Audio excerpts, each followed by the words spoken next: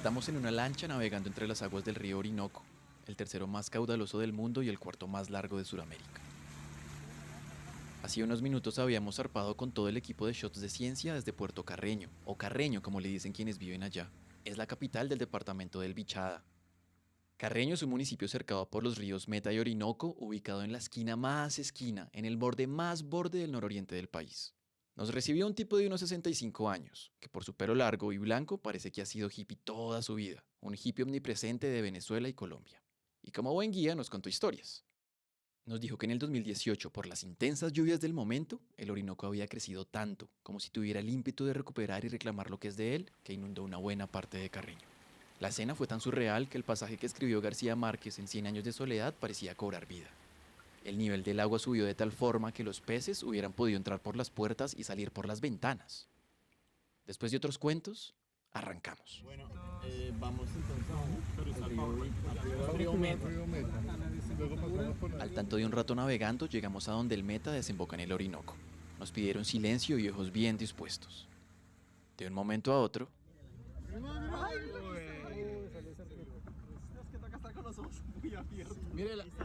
son toninas o delfines rosados que habitan la cuenca del Orinoco. Estos animales se parecen a nuestro guía, o más bien nuestro guía se parece a las toninas por esa omnipresencia. Ellas toman el aire en Venezuela y lo botan en Colombia. Pareciera que en ese rincón del mundo la vida misma no reconoce límites físicos. Su indiferencia a la frontera la comparten con las aves, los peces, los insectos, las semillas, para las que el río es solo eso, un río. En la naturaleza no existen fronteras, y menos para el viento y la atmósfera que la ropa. Yo soy Efraín Rincón y esto es el podcast de Shots de Ciencia. En el episodio de hoy, un clima sin fronteras.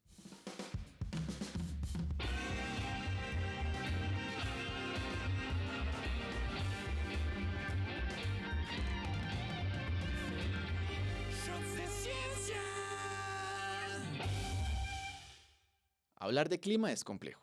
Aunque vivamos en el mismo planeta, compartamos la misma atmósfera y los océanos sean nuestros vasos comunicantes, el clima no es igual en todo el mundo. En Colombia, por ejemplo, es particularmente extraño. Decimos ante la humanidad que somos un país megadiverso por la variedad de especies de plantas y animales que habitan en el territorio. Parte de ello es gracias a que Colombia también cuenta con una gran diversidad de condiciones climáticas. Al norte hay bosques secos y un desierto. Al sur, la selva amazónica, el bosque húmedo tropical más grande del mundo. Al occidente, una de las regiones más lluviosas del planeta. Y al oriente, hacia el río Orinoco, una extensa llanura de sabanas calurosas. Y para completar, un ramado de 3 cordilleras que atraviesa el país, con páramos, valles y unos cuantos picos nevados que cada año se encogen un poco más. Con el tiempo nosotros, quienes habitamos este complejo territorio, nos hemos moldeado y adaptado a estos climas regionales. Si usted le pregunta a alguien que vive en la costa Caribe por la nevera, es probable que le responda ¿cuál? ¿La de mi casa o Bogotá? Y es que comparativamente la capital de Colombia es mucho más fría que otras regiones. Mientras aquí la temperatura promedio es de unos 13 grados Celsius, en el Caribe puede ser el doble, al igual que en el Chocó. En mi caso, pues, rico el calor, pero el frío del interior me cautiva, no me ponen. Pero hay algo que me llama la atención, y es que parte de que son varios climas en un solo país, en ocasiones se siente raro, como si estuvieran cambiando. A veces la época seca dura más, otras dura menos. En ocasiones resultan haber pequeños inviernos en verano, o como ocurrió recientemente en Bogotá. Vimos impotentes cómo unos incendios se comían el estampado verde de los cerros orientales de la ciudad. Sucedieron en medio de una temporada muy seca y de soles abrasadores. Al ver los cerros en llamas me pregunté, ¿dónde están las nubes? ¿Dónde está la lluvia? Sí, ha habido épocas de mucho calor en Bogotá, yo lo sé, pero he buscado en mis memorias algo así y no recuerdo esa magnitud. El clima de Bogotá definitivamente no es el mismo, y tampoco siento que sea el único que lo piensa, ni acá ni en otras regiones. Yo siempre he dicho que mi época favorita acá es diciembre, y diciembre yo recuerdo que eran esas noches así despejadas, llenas de estrellas, que el cielo Ella es es así Amalia Aguilera, y borrado con de acá se estrellas refiere a divino, Bichada y a las y llanuras del una Orinoco. brisa deliciosa, fresca, fría, eso no pasó en diciembre de 2023. Amalia es ingeniera agrónoma. Me dedico actualmente a ser profesional de apoyo en el proyecto Territorios Verdes Climáticamente Inteligente de Fondo Acción y trabajo acá en el municipio de Puerto Carreño con productores de Marañón. Sea cual sea la región desde la que nos escucha, al igual que Amalia, seguro tendrá un recuerdo completamente distinto sobre el clima de su niñez, pero esa sensación de que las cosas han cambiado es algo en lo que podemos concordar. Pero esto va más allá de una sensación. En parte es la manifestación de un cambio climático que ha venido alterando el balance de nuestro planeta desde hace décadas. Cada vez se hace más evidente. Lo vemos en la crisis de la pérdida de biodiversidad, el aumento de la temperatura promedio global a una velocidad alarmante, o de las formas en que afecta nuestra salud, e incluso la producción de la comida que ponemos cada día sobre la mesa. Colombia, al tener una diversidad tan inmensa de climas, tiene unos retos únicos que enfrentar con respecto al cambio climático. Pero ¿cuáles son esos retos? ¿Qué tiene que ver con la producción de alimentos? ¿Y de dónde vienen estos climas tan variados que tiene Colombia?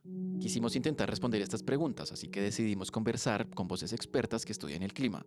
Y como pudo intuir al principio de este episodio, nos lanzamos en tremendo viaje hasta Puerto Carreño, allá en Bichada. ¿El plan? Conocer de primera mano la movida de personas como Amalia, que andan buscando formas creativas de adaptar sus cultivos a este mundo que nosotros mismos estamos transformando día tras día. Porque, si les soy honesto, el planeta está cambiando más rápido que mis excusas para no hacer ejercicio. Bueno, entonces, se van enumerando. Efraín Rincón, Presente. Paola Arias, Yurania Acevedo, Edgar Azabache, Ignacio Galán, Jacobo Patiño, León Jiménez, R. Sara Trejos, Elmer Guzmán, César Garay soy yo. No sé si lo notaron, pero he dicho varias veces la palabra clima. Pero les confieso que no lo he hecho de la manera más precisa. Corrijo, no lo hemos hecho de la manera más precisa. Para nosotros, antes de hacer este episodio, y probablemente para muchos de ustedes, clima se refiere a todo lo que tenga que ver con temperaturas, lluvias, nubes, vientos, humedad, etc. Sea hoy o hace miles de años. Pero si le preguntan a una persona que estudia la atmósfera, ¿cómo estuvo el clima esta mañana? Puede que los miren raro y les enseñen algo nuevo.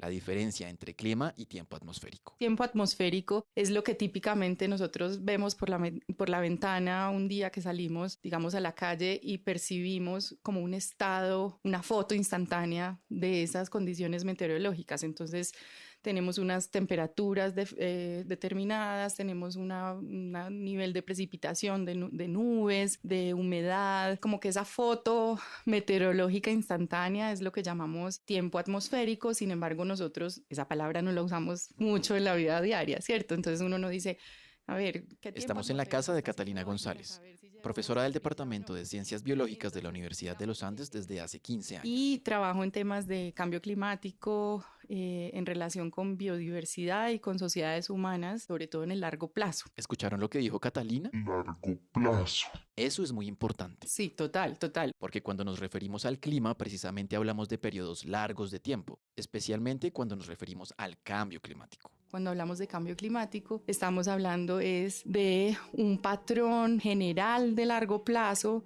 de esas variables de las que estábamos hablando, pero necesitamos series de tiempo largas, de por lo menos 30 años, para ver si esos cambios o digamos, o si esas tendencias se sostienen en el largo plazo. Según Catalina, el clima y los cambios que ocurren en él están a una escala completamente distinta. Que en Bogotá haga sol en la mañana y luego caiga un aguacero en la tarde no es cambio climático, pero que a lo largo de 100 años se evidencie un aumento en la temperatura global de 1 grado Celsius sí que lo es. Pero pese a saber esto, la confusión persiste, a veces con propósito. En espacios políticos se ha utilizado esa confusión que hay como en la cabeza del público en general para crear ruido. Y entonces ahí, por ejemplo, hemos oído políticos o gente de los medios que o por desconocimiento o por, digamos, ya otras razones, empiezan a, por ejemplo, argumentar que el cambio climático no existe porque hubo un invierno extremadamente fuerte. Entonces es como si algo en una escala del tiempo atmosférico se utiliza para negar la existencia de un cambio climático en el largo plazo. Entonces, si queremos conocer el clima de Colombia y saber el porqué de los fenómenos atmosféricos que estamos viviendo, tenemos que ver el panorama completo. Tanto la ubicación como las características geográficas del país hacen una mezcolanza de condiciones climáticas que, a medida que interactúan, dan forma a esta diversidad climática. Catalina lo cuenta de una forma muy creativa, tanto que la vamos a seguir usando en Shots de Ciencia. Imaginen a Colombia como la mesa de un gran banquete. Un banquete tropical que, a diferencia de otros, no tiene estaciones. El clima de este banquete depende entonces de distintos personajes invitados, todos muy distinguidos y con personalidades muy dispares. Allá en una silla gigantesca, sentado en el norte del banquete, está el Océano Atlántico. Es muy importante, digamos, para toda la parte de circulación termoalina, tiene una fuerte relación con el Polo Norte. Imagine esta circulación como un gran sistema de corrientes oceánicas que transporta agua caliente desde el Ecuador hacia los polos y agua fría más profunda cargada de nutrientes de regreso al Ecuador. Es como un océano muy importante, pero más bien como más tranquilo. En sentido como climáticamente es más como un transportador de energía. En la parte izquierda del banquete, en otra silla grandota, está el Pacífico. Es una bomba. Es una bomba de energía, de calor, que tiene, sí que tienen las masas de agua más calientes en todo el mundo. Y ese Pacífico tiene la capacidad de modular el clima de todo el planeta. O sea, cuando hay fenómenos del Niño, sabemos, o de la Niña, que es un mecanismo muy del Océano Pacífico, se modifica el clima de todo el planeta. Y es que cuando el Pacífico se quiere hacer notar, todo el mundo se entera. Como dice Catalina, los fenómenos del Niño, que generalmente se asocian con sequías extremas, y la Niña con lluvias extremas, tienen una relación muy estrecha con ese océano. Pero ellos no son los únicos que tienen algo para decir en este banquete, en esta mesa, en esta conversación. Al otro lado de la mesa, verde e imponente, está la Amazonía. Como esa gran masa de vegetación que hace las veces como de una bomba que pasa agua, digamos, del suelo en estado líquido a la atmósfera en estado gaseoso y hace recircula el agua que viene del Océano Atlántico. Ese órgano vital que es la Amazonía climáticamente es otro componente que le suma a la heterogeneidad climática de Colombia. Entonces, por eso los climas amazónicos son tan húmedos, por eso hay un transporte de humedad. Esta selva es esencial para el balance hídrico del país, ya que transporta enormes cantidades de humedad a través de los llamados ríos voladores, corrientes gigantes de vapor de agua que sostienen el ciclo hidrológico, tanto en la región como en gran parte de Sudamérica. Cuando estas corrientes chocan con los Andes, ascienden y se enfrían y se condensan, y así se forman las lluvias en las partes altas. Y en medio de todo, como tratando de mantener la armonía entre los comensales, está la cordillera de los Andes, que en Colombia se divide en 3. Y eso va a ser más compleja la historia porque cada vertiente de la cordillera, de cada una de las cordilleras va a tener, digamos, como un clima particular, va a haber una vertiente más seca, va a haber una vertiente más húmeda. Nosotros sabemos, la gente sabe que en dónde llueve más, a qué lado de la montaña llueve más. Por ejemplo, en Bogotá, que usamos el agua es del otro lado de la cordillera, del piedemonte, donde pegan los vientos justo que vienen de los llanos, pegan con la vertiente oriental de la cordillera oriental y esa es el agua que usamos para el acueducto y para el consumo en Bogotá. Las montañas obstruyen y dirigen los flujos de agua y aire y complejizan aún más el asunto. Puede que una masa de aire llena de humedad choque con una montaña y bote toda la lluvia a un lado, causando que haya unas condiciones muy distintas a unos pocos kilómetros de distancia en el otro costado. Esto es lo que ocurre con los chorros, corrientes atmosféricas veloces que cargan mucha humedad. En el departamento del Chocó, en la región Pacífico, llega un chorro que choca contra la cordillera occidental y hace de este departamento uno de los lugares más lluviosos del mundo. Mientras que, hacia el Mar Caribe, donde no hay cordillera, pasa otro chorro que se lleva toda la humedad y da lugar a condiciones áridas como las del desierto de La Guajira. Ay, pero recuerden que este no es cualquier banquete, es uno tropical. Porque en los trópicos entonces es esa zona del planeta, es como el cinturón del planeta, ¿cierto? La correa, donde le está pegando pues mucha energía de manera muy directa durante todo el año. Eso quiere decir que en el cinturón tropical vamos a tener temperaturas muy altas, pero también vamos a tener la posibilidad de evaporar mucha agua y vamos a tener un ciclo hidrológico muy activo. Y ojo a esto. A diferencia de países de altas o bajas latitudes que tienen una estacionalidad más bien dependiente de la cantidad de luz solar que reciben durante el año, nosotros en el trópico en cambio tenemos una estacionalidad que está relacionada a las lluvias.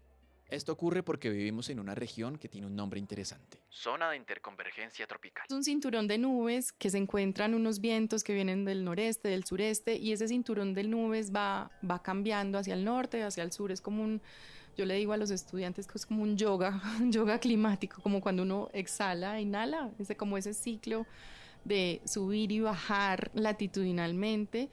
es lo que va a producir entonces esas estaciones más secas y más húmedas en Colombia. Ese yoga climático es la razón por la que en regiones como la Orinoquía hay un régimen de lluvia unimodal. Es decir, que en el año hay solo una temporada de lluvias, por lo general entre abril y noviembre, y una temporada seca de diciembre a marzo. En Bogotá, por ejemplo, tenemos un régimen bimodal o 2 temporadas pasadas por agua. Una entre marzo y mayo, de ahí el dicho de abril lluvias mil, y siguen haciendo festivales en esa época, hola. Y otra en septiembre y noviembre. Y así es que el banquete tropical climático de Colombia puede parecer caótico, pero más que caótico diría que es complejo. Todos con algo para decir y proponer. En todo caso, resulta ser una conversación capaz de mantener un balance delicado que directa o indirectamente ha dado las condiciones para albergar la diversidad que tanto nos caracteriza y de la que hacemos parte. Pero como lo vemos incluso en nuestras mesas durante un almuerzo familiar, hay quienes prefieren romper con ese equilibrio y alterar las condiciones. Ese que de repente se pone de pie, golpea la mesa abruptamente y descuadra el equilibrio. Cuando empiezan a cambiar, digamos, los climas de las regiones de Colombia, que digamos X o Y ciudad se ha vuelto muy caliente, invivible, o que ya las lluvias empiezan a caer en otro momento del año distinto a lo que siempre ha ocurrido. Esos son señales claras de que el clima está cambiando. Eso ya no es un evento particular, ya no es tiempo meteorológico, sino es como esa línea base, la referencia que tenemos y que es muy importante en las zonas, por ejemplo, de agrícolas, ganaderas. Los campesinos de Colombia saben muy bien cuándo sembrar, cómo cosechar. El aumento de la temperatura, los cambios en las épocas de lluvias y otros efectos graduales del cambio climático podrían transformar los ecosistemas, desplazar a las personas y perjudicar la producción de comida. Una situación que, como en muchas partes del mundo, empezamos a notar. Como Álvaro Rosas, un zootecnista que vive en Bichada y tiene una finca lechera. El problema es que sus vacas tienen mucho calor. Conversamos con él en plena mitad del día y esto nos dijo. Nosotros donde estamos en una zona de sabana en la cual no hay mucho árbol y entonces a esta hora ellas ya están buscando sombra. Entonces, ¿qué pasa? En un clima más amigable, más acorde con una producción lechera, ellas estarían fácilmente comiendo pastico, tomando agua, produciendo leche. Pero en estas condiciones de acá, ellas ahorita están debajo de un arbolito o un cobertizo, ahí esperando a que baje la temperatura. No comen pasto, toman agua, pero no están produciendo la leche que es. Para un rolo como yo, que vive congelado en la nevera de Bogotá, al llegar a Carreño es imposible no sentirme como las vacas de Don Álvaro, solo moviéndome de sombra en sombra. O recuerden a Amalia, la ingeniera agrónoma, que nos dijo que el final de año de 2023 fue especialmente caluroso en el Bichada. La producción de Marañón 2023 y 2024 estuvo por el suelo, hubo lluvias extemporáneas, todo el mundo, incendios, o sea, un resto de situaciones de variables climáticas que se presentaron que uno no veía antes. O sea, uno no veía un diciembre acá caluroso, es la época muy fresca, muy chévere, muy bacana, como uno dice, para estar como en parche de amigos, ir al río, no sé qué. El calor estaba una cosa impresionante, de hecho se rompieron. Y para completar están los fenómenos meteorológicos como el del Niño, que probablemente se hagan más intensos con el paso del tiempo. Lo que se ha visto y que parece ser bastante sólido es que está cambiando la intensidad del fenómeno del Niño, es decir, la amplitud. Antes eran niños medianos, pequeños y de vez en cuando uno grande, y ahora parece que está cambiando la intensidad, o sea, son eventos más extremos. De hecho, en medio de un niño inclemente, marzo de 2024 resultó ser el que rompió el récord de la temperatura más alta hasta ahora registrada. Desafortunado, ¿no? Romper ese récord de unas temperaturas tan altas. Lluvias en febrero y marzo cuando eso antes no sucedía. Entonces uno sí ve, yo soy de acá y viví en el campo adicionalmente, que uno en el campo le presta mucha atención al tema de las variables climáticas. Y realmente lo hemos visto, o sea, que esto del cambio climático y de cada día las variables climáticas, o sea, la variabilidad climática es mucho más frecuente, es una realidad y todo el mundo lo estamos hablando, esto no es un cuento chino, o sea, realmente el cambio climático es un cuento serio. ¿Quién se ve beneficiado por un cóctel de temperaturas altas, sequías más fuertes, erosión de los ecosistemas y vientos? Adivinen, los incendios. Una pausa y ya volvemos. Hola, ¿Alguna vez aprendiste algo en Shots de Ciencia que te voló la cabeza? ¿Una historia que luego contaste en una reunión o que te hizo ver el mundo de formas diferentes? Bueno, pues este trabajo tiene detrás horas de investigación, escritura, edición, revisión, fact-checking, charlar con nuestras fuentes, contrastar nuestros propios prejuicios y muchas ganas de explicarte la ciencia. Por eso abrimos nuestra campaña de donaciones y queremos que seas parte de esto. Puedes donar desde lo que cuesta un café al mes y convertirte en un patrocinador para ayudarnos a producir nuevos episodios del podcast que estás oyendo, pero también videos explicativos, videoensayos, encuentros en vivo. Queremos seguir creciendo.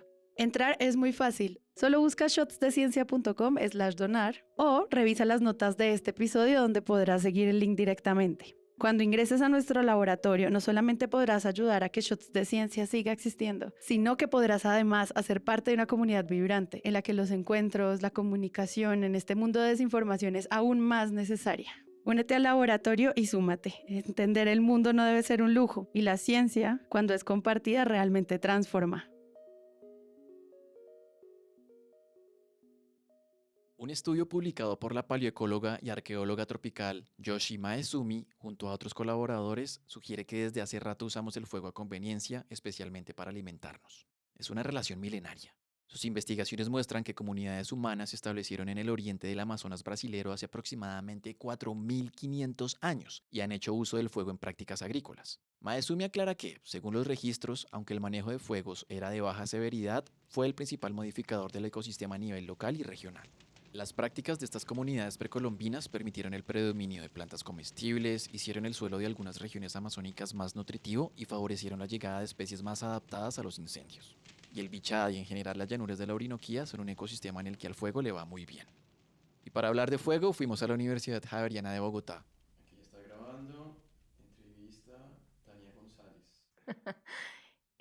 Bueno, Allí nos encontramos yo soy con Tania González. Mi área de trabajo es la ecología del paisaje y la ecología del fuego, en donde he estado evaluando cómo se afectan plantas y animales por el fuego, pero pues también a escala de paisaje, cómo procesos a escala de paisaje como la fragmentación y la deforestación afectan a la biodiversidad y están relacionados también con un aumento en la ocurrencia de incendios forestales. Comenzamos por una pregunta elemental. ¿Fuego es lo mismo que incendio? Un fuego es una reacción química de combustión y básicamente siempre ha sido un elemento en la naturaleza, es una fuerza evolutiva que tiene pues un papel clave en la estructuración y la distribución de muchos ecosistemas alrededor del mundo. Porque como dice Eduardo Galeano en su microrrelato Un mar de fueguitos, no todos los fuegos son iguales. Están los incendios forestales, que ya son usos del fuego que se salen de control y como se salen de control requieren medidas de extinción. Esa es la principal diferencia entre fuego e incendio. El fuego es natural y hay ecosistemas que han evolucionado para coexistir con él. Un ejemplo de estos sistemas que nosotros tenemos en la región tropical son las sabanas naturales, por ejemplo, de la Orinoquía colombiana. Pero por otra parte tenemos unos sistemas que son sensibles al fuego, que son sistemas donde el fuego no era muy común o no es presente de forma habitual. Entonces en estos sistemas pues los organismos no tienen adaptaciones para resistir este disturbio y digamos que si ocurre un fuego pues puede generar grandes consecuencias ecológicas. Un ejemplo y como se evidencia en la investigación de Maezumi, el fuego ha estado atado a las culturas humanas desde hace mucho tiempo y ha servido como una herramienta invaluable para la agricultura. Hay reportes de usos culturales del fuego, por ejemplo, que usaban el fuego para domesticar plantas nativas. Entonces, muchas de las plantas que se usan ahorita con fines de alimentación y de producción, pueblos indígenas y pueblos originarios usaron el fuego para gestionar y modificar estas comunidades de plantas y poder tener, digamos, muchas plantas que ahorita cultivan. Y esta relación no se ha apagado y hoy sigue muy viva. La FAO tiene al fuego como uno de los elementos importantes para la seguridad alimentaria y pues también es una herramienta extendida a nivel mundial para poder despejar el suelo y poder hacer las actividades agrícolas. Y aparte pues es una herramienta de fácil acceso para todo el mundo. Pero siempre hay un pero. Hay una cosa que se llama el Panel Intergubernamental de Cambio Climático, el IPCC, y ellos hablan que ahorita obtienen un término que se llama el clima del fuego, que precisamente son estas condiciones climáticas propicias de incremento de temperatura, cambios en las lluvias, sequías extremas y vientos muy fuertes, que lo que hacen es que no solo cambien las condiciones climáticas de una región, sino que también los combustibles se sequen. Es decir, la vegetación, bien sea viva o muerta, se puede secar, y cuando esto ocurre, digamos que pueden aumentar el riesgo de ocurrencia de incendios. Unas fuentes nos contaron que sin las debidas precauciones ha habido fincas que hacen quemas supuestamente controladas para preparar la tierra y disponerla a nuevos cultivos, pero que se han salido de control. Tal ha sido su magnitud que no solo se afectan a ellas mismas, sino a fincas aledañas dañando toda su producción. Y no solo eso, todo el material desprendido de la combustión contamina el aire y eso resulta perjudicial para la salud. Yo tengo un diagnóstico de rinitis alérgica y uno de alergia respiratoria. ¿Qué significa y cómo lo he vivido yo y cómo lo percibo yo en el día a día? Cuando la temperatura sube mucho, más de lo que cotidianamente está, yo empiezo a estornudar. Esta es la voz de Marcela Montenegro. Es psicóloga y vive en la región desde hace casi 20 años. Entonces yo en mi vida ya percibo que el calentamiento en la temperatura que yo percibo está muy alto. Cuando va a llover me pasa lo mismo unas 2 horas antes de que empiece a llover. Pero su condición, que en principio parece ser un sensor con poderes predictivos en su nariz, termina siendo un suplicio cuando la calidad de aire empeora por los incendios que incluso ocurren en otro país, en Venezuela, y ni siquiera en Carreño. Esas partículas de pronto yo las percibo con mucha más amplitud en mi nariz y también empiezo a respirar mal, a tener ahogo y pues voy a parar a urgencias. Una de las grandes amenazas del cambio climático actual es sobre la seguridad alimentaria. El aumento de la temperatura promedio, la variación de los patrones de lluvia y eventos extremos como las sequías ya afectan el rendimiento de los cultivos en todo el mundo. Y ante esta realidad, solo nos queda la alternativa de adaptarnos, no solo para cambiar las prácticas agrícolas como el uso excesivo de fertilizantes, pesticidas y agua que tienen un efecto en el medio ambiente, sino para seguir garantizando la alimentación de la humanidad. Todos los sectores productivos son vulnerables, pero uno de los sectores productivos más vulnerables es el sector agropecuario. Y destacando ese sector como un renglón productivo muy importante del país, indudablemente nace esa necesidad de generar estrategias y mecanismos de adaptación para el sector agropecuario. La voz que oyen es la de Elmer Guzmán, profesional de gobernanza del proyecto Territorios Verdes Climáticamente Inteligentes de Fondo Acción, un fondo privado colombiano que invierte en proyectos relacionados al medio ambiente y la niñez. Y una de las personas que nos acompañó en nuestra aventura por el Bichada. Ya hemos visto especialmente del 2020 para acá y 2010 inclusive, pues que terminamos un fenómeno niño y inmediatamente inicia una niña. Entonces eso es un efecto del cambio climático que ha acelerado esos fenómenos naturales como es de variabilidad climática. Entonces, claro, eso aumenta aún más la vulnerabilidad del sector agropecuario ante las dinámicas climáticas. La región de la Orinoquía es crucial para la producción agropecuaria de Colombia. Sus amplias sabanas y su clima cálido la convierten en un foco importante para la agricultura y la ganadería del país. Sin embargo, en los departamentos que la conforman, se ha utilizado predominantemente la ganadería extensiva y los monocultivos, que se asocian con la degradación de los suelos, la pérdida de biodiversidad, las emisiones de gases de efecto invernadero y la deforestación. En el Bichada se cultiva palma de aceite, yuca, plátano, arroz, caña y marañón. Aquí la tierra es roja vermellón, un color intenso que contrasta con el cielo azul. Aunque los suelos son bellísimos, son muy pobres en nutrientes y para maximizar su producción se ha optado por el uso de fertilizantes y pesticidas. Aquí Amalia. Quizás el productor muy coloquial, muy artesanal, no reconoce ese tipo de cosas, entonces está muy dado a lo que le enseñaron de que es que aplique el glifosato, aplique acá, aplique allá el insecticida sin tener en cuenta pues, los daños colaterales que estas prácticas de agricultura convencional pues, han venido causando al suelo, a los ecosistemas. Un breve contexto. Todas estas ideas vienen de la Revolución Verde, un movimiento que apareció en los 60 en Estados Unidos, cuyo propósito era mejorar la producción agrícola utilizando monocultivos, semillas mejoradas y químicos como fertilizantes y pesticidas. Nació con la idea de combatir la hambruna en un mundo con 2 guerras mundiales, crisis financieras y la explosión demográfica. Sin embargo, no consideró sus efectos socioambientales a largo plazo enmarcados por una crisis climática. Como se podrán imaginar, este modelo no se diseñó con la variabilidad climática de Colombia en mente. Y olvídense del Bichada o el Meta, y mucho menos con la variabilidad climática actual. Poco a poco, los productores bichadecenses han visto la necesidad de adaptarse a los nuevos escenarios climáticos. Una manera de hacerlo ha sido a través de la medición de variables. No solo los que proporciona el Instituto de Hidrología, Meteorología y Estudios Ambientales, el IDEAN aquí en el país, o incluso los de los satélites gringos. Poco a poco han ido tomando y acumulando datos meteorológicos como la precipitación, la humedad relativa, la temperatura o la velocidad y dirección del viento. Este monitoreo les brinda a los campesinos en el Bichada un margen de acción frente a la incertidumbre provocada por la variabilidad climática, permitiendo tomar decisiones más informadas. Por ejemplo, analizar datos meteorológicos puede optimizar el uso de recursos como los fertilizantes y así ayudan a determinar el momento más adecuado para su aplicación. En el Meta fuimos a la finca La Envidia donde siembran cacao y esto nos dijo el productor. Empezamos a hacer una aplicación foliar. Si ya está demasiado fuerte, foliar es fertilización a todo el follaje del árbol, ¿sí?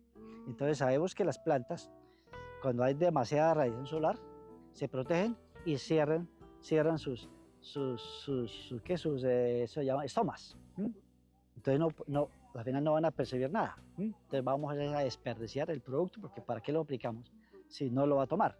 Entonces esa es una forma de poder decidir si voy a aplicar o no voy a aplicar o hasta qué horas puedo aplicar sabiendo la temperatura que esté manejando en ese momento. Y súmele que el transporte suele ser complejo y costoso. En muchos casos resulta más caro mover el producto que el producto mismo. Elmer complementa. Muchos agricultores se dieron cuenta que para conocer mejor el clima de su región, pues tienen que conocer también el clima de su finca. Y al revisar información y datos, especialmente de estaciones meteorológicas, llámese el IDEAN, de corporaciones ambientales, pues se dieron cuenta que esta información está ubicada a 100, 200, X kilómetros de su finca. Y el problema con eso es que el clima aquí es tan variable que probablemente haya condiciones meteorológicas muy distintas entre finca y finca e incluso dentro de las mismas fincas. Bajo la misma necesidad, ellos empezaron a exigirles a los gremios, a las federaciones, a la academia, a la misma entidad del gobierno, estas herramientas para conocer el clima. Entonces, ha nacido una estrategia de monitoreo comunitario participativo del 2018 para acá bastante fuerte, donde agroactores, llámese CIA, FEDARROS, FENALCE, FAO, han empezado a capacitar a los agricultores con herramientas muy fáciles para medir la lluvia, la temperatura y la humedad. Esta aproximación de la que habla Elmer, la de conocer las condiciones particulares de cada sistema productivo y actuar en respuesta a ellas de manera sostenibles, se llama agricultura climáticamente inteligente. El Banco Mundial la define como, abro comillas, un enfoque que busca aumentar la productividad agrícola, mejorar la resiliencia al cambio climático y reducir las emisiones de gases de efecto invernadero. Cierro comillas. Es una apuesta que muchos agricultores de la zona están adoptando. Otra vez Amalia. Cada predio tiene realmente sus condiciones de suelo, sus condiciones de bosque, sus condiciones de sus propias, cómo se comportan pues las variables climáticas en ese punto muy específico. Tener en cuenta estas características hace parte de lo que se conoce como planificación predial. Y es conocer mi territorio, conocer mi finca, dónde puedo sembrar, cuándo puedo sembrar, acá cuándo es que llueve, cuándo más llueve, porque no todo funciona exactamente igual. Y el cultivo que puede funcionar en una finca no puede funcionar en la otra, porque aunque sea muy cerca y sea en el mismo municipio, un suelo puede que sea más franco arenoso, el otro puede que sea un poquito más franco arcilloso. Sí, hay una tendencia general, pero no se puede generalizar las unidades productivas, ¿sí? Pero el conocimiento por sí solo no es suficiente. También es necesario implementar estrategias que permitan a los sistemas agrícolas adaptarse y resistir los efectos del cambio climático sin seguir alimentando sus causas. Hoy el sistema agroalimentario representa 1/3 de las emisiones de gases de efecto invernadero en el mundo. Hay varias formas de hacerlo y que se están implementando poco a poco. Se pueden utilizar fertilizantes orgánicos como las heces de animales o garantizar la presencia de especies vegetales nativas que mantengan la biodiversidad de la zona y la conectividad entre bosques. También asegurarse de que el suelo tenga una comunidad saludable de microorganismos que ayudan a descomponer la materia orgánica y así lo alimentan de nutrientes. Y entendiendo esa dinámica de los ecosistemas es que realmente uno puede vivir en armonía con el ecosistema y pues al final poder sobrevivir, porque es que si quitamos todo, que es lo que ya nos pasó con la Revolución Verde, pues simplemente la agricultura no va para ningún lado. También elegir cultivos originarios de regiones similares a la Orinoquía puede ayudar a minimizar el impacto ambiental y mantener la producción. Entonces les traje el caso del marañón para que tengan una idea. Este árbol, que es originario de las regiones tropicales de Sudamérica, en particular del nordeste de Brasil, tiene unas virtudes que favorecen mucho esta región. Incrementa la captura de carbono, conserva la humedad del suelo y puede ser combinado con otras especies para que mantengan así la vegetación nativa de la sabana, como los pastos o leguminosas, que le ayudan además a tener más nitrógeno disponible. Yo siento que es uno de los cultivos como más amigables, por así decirlo, con el entorno y con el territorio, que tienen un enfoque mucho más de carbono neutro, de bajas emisiones, no es un cultivo, digamos, que sea necesario talar o cambiar el ecosistema realmente, sino que siento que trae muchos beneficios ecosistémicos y que se potencializa como una cadena productiva pues promisoria que termina habiendo como una democratización desde los grandes a los pequeños productores. Este concepto de agricultura climáticamente inteligente también puede ser una integración de conocimientos científicos y tradicionales que puedan darle más alternativas y recursos a quienes viven de la tierra. El conocimiento tradicional es muy importante porque es un conocimiento del territorio de muchos años, ¿sí? Lo que queremos es que la gente del campo a ese conocimiento que ya tiene le agregue otras herramientas tecnológicas que le sumen a ese conocimiento que ya tiene y complementen para tener mayor información y tomar decisiones. Como en otras regiones de Colombia, el Bichada se enfrenta a varios obstáculos estructurales para garantizar la transición a una producción agrícola sostenible. Tan solo transportar bienes por tierra puede tardar más de una semana y eso si las condiciones lo permiten, porque cuando llueve, las otras opciones son el aire y el transporte fluvial, pero eso encarece los precios y limita lo que se puede llevar al resto del país y exportar al exterior. Legalmente también estamos atrasados en temas de gestión de riesgo. Por ejemplo, ya se ha radicado varias veces en el Congreso una ley de manejo integral del fuego que busca dar los lineamientos para la prevención, manejo y restauración de daños causados por incendios mientras se reconoce el rol del fuego en los ecosistemas. Pero nada que pasa la ley. De vuelta, Tania González, la ecóloga del fuego. Imagínense en la Orinoquía personas que tienen hatos de 11.000 hectáreas. ¿Tú cómo gestionas 11.000 hectáreas? Hay veces la única forma de gestionar esas 11.000 hectáreas es con el fuego.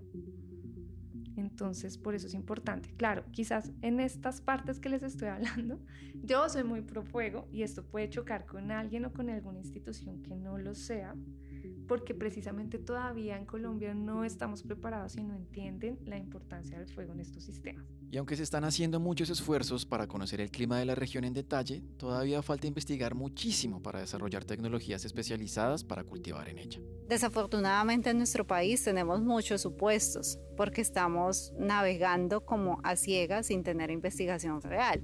Todo, y si ustedes ven lo que han visto, es todo como muy cada productor intentando, porque como no hay una carta de navegación basada en investigación, en datos realmente, pues y la investigación no se puede copiar de territorio a territorio. O sea, seguramente hay unas cosas que se pueden adaptar, pero cada territorio tiene sus propias condiciones, sus propias necesidades, sus propios potenciales, por así decirlo. El marañón se cultiva ampliamente en Brasil, Ghana o la India, pero puede ser absurdo copiar al pie de la letra lo que están haciendo allá porque vivimos en contextos y condiciones diferentes. A veces las tecnologías, en términos de cultivos sobre todo, que son tan variables, se han querido copiar o imitar, y ahí es cuando viene el fracaso, pues en la implementación de algunas tecnologías que no son para todos los territorios. Entonces, Colombia y acá específicamente el Bichada, pues sí nos debemos mucho en investigación. Y como siempre, esa investigación hay que devolverla a la comunidad de una forma utilizable para que los productores puedan aplicar las tecnologías en sus predios y mejorar sus rendimientos. Hacer más competitiva la producción es una motivación adicional. Si el conocimiento está al alcance de todos y las tecnologías de agricultura sostenible se vuelven accesibles, estos modelos agroecológicos pueden replicarse mucho más y podremos prepararnos mejor para responder a los retos del cambio climático. Colombia ha sido un país que se ha tenido que adaptar a la violencia, a la pobreza, a los políticos, a nuestro sistema judicial, sobre todo. Y en eso hemos crecido y a pesar de eso Colombia es un país muy resiliente. Pero yo creo que eso no nos debe acostumbrar a tolerar lo que no está bien. ¿Pero por qué no somos agroclimáticos ya? Bueno, pues es que en Colombia se hace lo que se puede con lo que se tiene. Cada agricultor que vuelve a sus prácticas más sostenibles es un paso hacia mantener la seguridad alimentaria en un futuro incierto. Sin embargo, su trabajo será en vano si esto no se convierte en un esfuerzo global. Y estamos en un mundo globalizado y eso no lo podemos desconocer. No podemos alejarnos y decir acá yo soy solo y nunca vamos a poder decir que un país, que un territorio es autosuficiente, porque no somos autosuficientes. Las fronteras nos las hemos inventado como países, como políticos, y está por eso dice división política de América, división política de Colombia.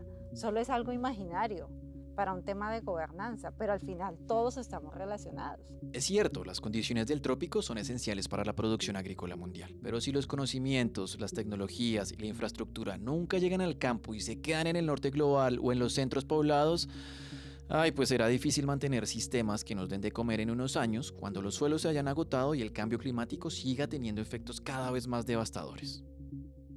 Recordemos que la atmósfera no reconoce fronteras, por lo que las emisiones de gases de efecto invernadero no solo afectan una región, aumentan la temperatura de todo el planeta y alteran los océanos y el aire que respiramos.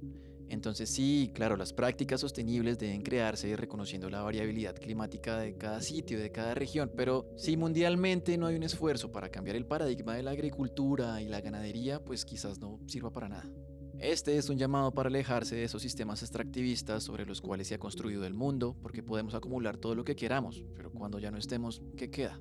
El día que el hombre entienda que necesitamos de todos, que el ser humano entienda que necesitamos del otro, que no necesitamos tanto para realmente estar bien, para ser felices y entender que debemos estar en armonía con nuestro ecosistema, con el vecino, con el otro, y de que al final nunca he visto un entierro con trasteo. La lancha disminuyó la velocidad y entre nuestros gritos de emoción veíamos cómo estos mamíferos acuáticos cruzaban sin ninguna preocupación una línea que nosotros no hubiéramos podido porque no llevábamos pasaporte.